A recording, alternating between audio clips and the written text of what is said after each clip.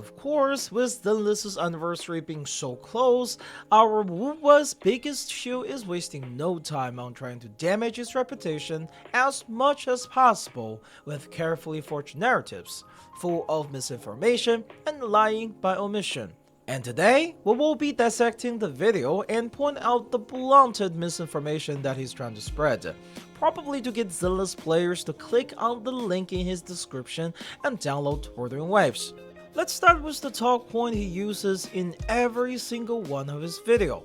As I've constantly said, day after day, video after video, that the game is slowly becoming Honkai Star Rail due to its rampant power creep, HP inflation, and every single new character being endlessly shilled in the endgame content, and the content becoming super fucking unmanageable and a complete pain in the ass unless you decide to pull them. Now, I've said this before, I'm filthy casual now. None of my gameplay are optimized as it used to be when I make those showcase videos. I'm missing dodges, getting smack around, and have no idea what's the best stun combo is for any of the newest character nowadays. I also don't hyper optimize my drive disc anymore because I legit don't need to do that for any endgame content.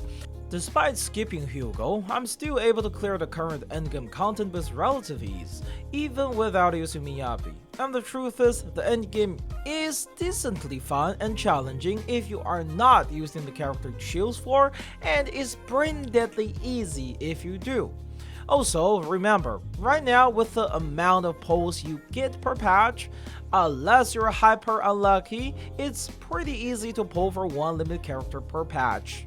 Miasma enemies. From the looks of it, you will lose almost all damage for like 20 to 25 seconds if you do not have a Rupture agent. Yizhuan is a Rupture agent. Therefore, I expect the clear times for normal agents who are not Rupture will be abysmal. The new enemies also resist ice by 40%, probably one of the biggest resistances that have ever been in the game, and therefore Miyabi will not be able to just face tank it. To sum it up, everyone will be fucked except Yi Xuan. First of all, like I've said, you don't need the newest character to clear any content. They just make them brain dead easy. And since we are on the topic of endgame shilling for characters with target designs and resistance, let's check out the Tower of Adversary made for Zenny. First off, Tower of Adversary during Zen's banner has a resistance buff and debuff on enemy, based on the character they are trying to shield. On top of that, we can look at the enemy here. One with 40% fusion resistance and one with 40% glacial resistance. If you combine them together, that's 50% resistance, slightly higher than the 40% resistance Saintontas claimed to be the highest he have ever seen. On top of that, the mode heavily shields for two things. First, heavy attacks damage bonus is increased by 20%, and Zenny has a lot of damage on her heavy attacks. The stage also helps applying bonus Spectral Frazzle, which restores Forte gauge of Zenny. On top of that, the stage amplifies Spectral Frazzle's damage by 100%, which Zenny's skills happen to be counted as.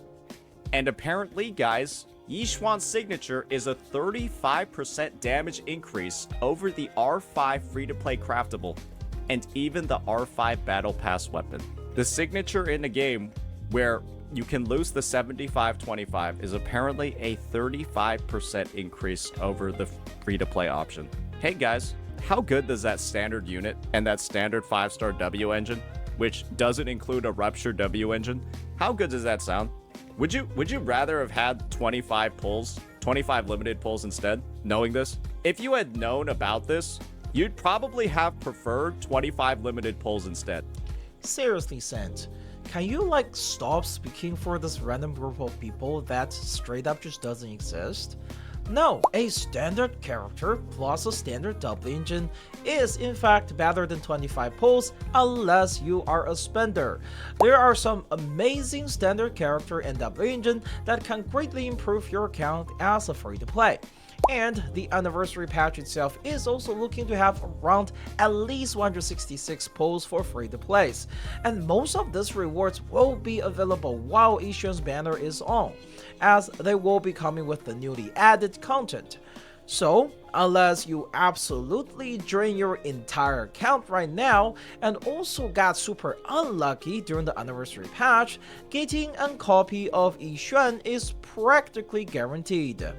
And as for the signature weapon, let's actually once again hear Saintontas' takes on it. If you invest a moderate amount and then pull one of these weapons for any DPS character in the game, you will clear 1,000,000%. You might just have to play a little bit more sweaty. You might have to optimize your rotations a little bit more. You might have to grind more on your relics compared to, pulling a limited weapon. But why shouldn't you if you're using the free or more accessible option? I think that that's a perfectly reasonable trade. You should have to grind more or play better if you're using a less premium option. And if you're on Signature, you should be able to play worse or not grind as much and be able to clear the endgame. That's kind of like the trade-off over here. Okay, so far we are still on the territory of just shilling with double standard, exaggerating things, and omitting facts. But now, I think it's time to move on to straight up misinformation territories. So we're on Yixuan over here, right? We switch over to Caesar and then press our EX skill. Let's take a look at both the Miasma bar as well as the HP bar of this boss. We hit and deal absolutely no damage. Our EX skill did 0 damage to its HP. Actually, I think I can see like a millimeter. That's probably less than a millimeter of movement on the HP. And we did that much damage to its Miasma. Second stab, another microscopic reduction in its health and slightly more of the Miasma bar going down. Then we go on to the Panda, our defense agent. And we press his EX skill. Let's see it. Let's see it. I didn't even see the Miasma bar move. The fact of the matter is that every agent that isn't Rupture deals depressingly low amounts of damage to the Miasma bar and deal no damage at all to its HP. This essentially just gives them, I assume, like 95% damage reduction from a shit ton of defense as long as the Miasma is up. And Rupture agents do two things. They ignore defense and also deal increased damage to the Miasma. So look how Yixuan does in comparison. Look how fast she does damage to both bars. We're on to her. HP goes down, Miasma goes down. They're going down super fast. And then once the Miasma bar is completely filled, well, you can just imagine what happens, right? Let's see what occurs. We're shredding it with Yixuan and actually dealing damage. No other teammate is able to deal damage while it's up. We deal a burst of damage and then also break the enemy after the Miasma disappears too. I thought breaking the enemy was supposed to be the job of stun characters, but instead, Rupture agents against these bosses stun them and also deal damage to them. Against this enemy type in particular, Rupture agents are both a DPS and a stun character. Now, there are quite a bit of misinformation in this clip. First off, Rupture doesn't break Miasma faster. He's making very malicious comparison using Yixuan ADPS with a lot of hits versus Caesar and Panda, who are low attack rate support agents. On top of that, the entire thing about Rupture agent being also serving as a stun agent is just straight up nonsense. If you actually pay a bit more attention to the gameplay, you might notice while the stun bar is covered by Miasma, the stun number will continue to build up while the Miasma shield is up. The reason the enemy is stunned after is because the Miasma was broken after the stun bar was already filled. Also, please just riddle me this. Why was this clip from the same stream not in the video? Okay, Yixuan's shredding it.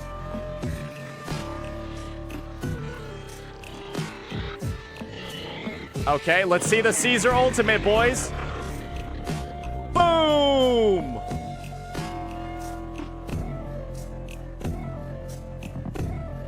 That actually wasn't terrible.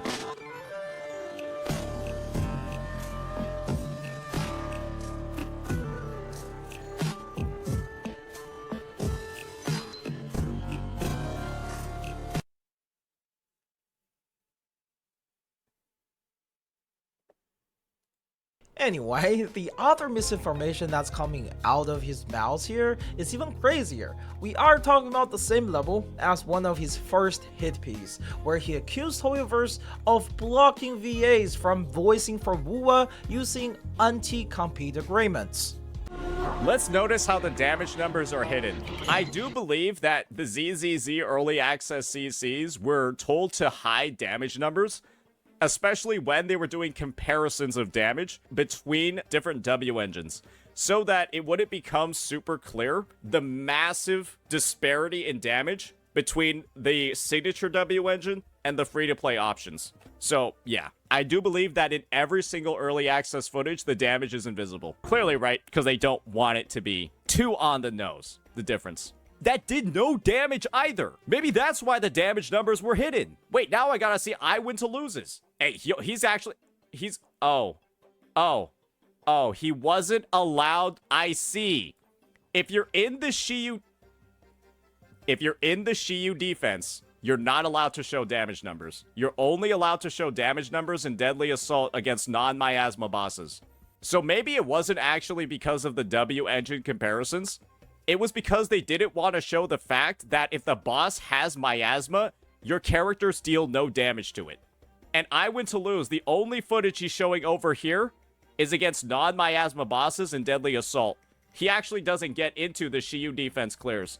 I'm beginning to see what restrictions Hoyo has placed on their early access CCs. They don't want people to know about this. They don't want people to know how predatory and how shilled the game has become with the integration of this dog shit Miasma mechanic.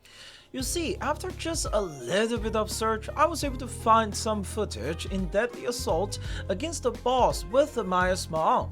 So clearly, the damage number of situation is probably not about Miasma. In fact, if we look at the scene showcases, we can easily find footage against the exact boss with the damage number on. The most likely chance of why this is happening is because there were probably some kind of localized bug that is only visible when the damage number is on against this particular boss. This is not the first time footage are restricted due to bugs.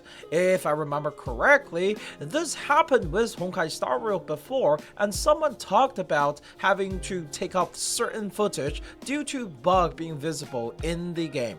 And to finish this video off, and also to reward everyone who got this far with the video, here is probably the craziest quote I find from this video. How are you supposed to play this game without her? Why is the stun agent both dealing no damage and then also not breaking the stun bar? And this rupture agent is dealing both damage and then also breaking the stun bar at the same time. Are these bosses racist against non-Chinese characters? Because it seems like all of the rupture agents seem to be Chinese. What do you do? What do you do? Honestly speaking, I don't like to make video picking apart Sense videos. Just watching his video kind of give me brain damage. But I also don't want him to be able to spread misinformation and attack the dev, like how the same group of people did with Honkai Star Rail and Genshin for years. So as long as he's going to keep this up, I'll have to also make videos in response, even if I don't want to. And as always, this has been Steamedbunx. Thanks for watching, and I'll see you in the next video.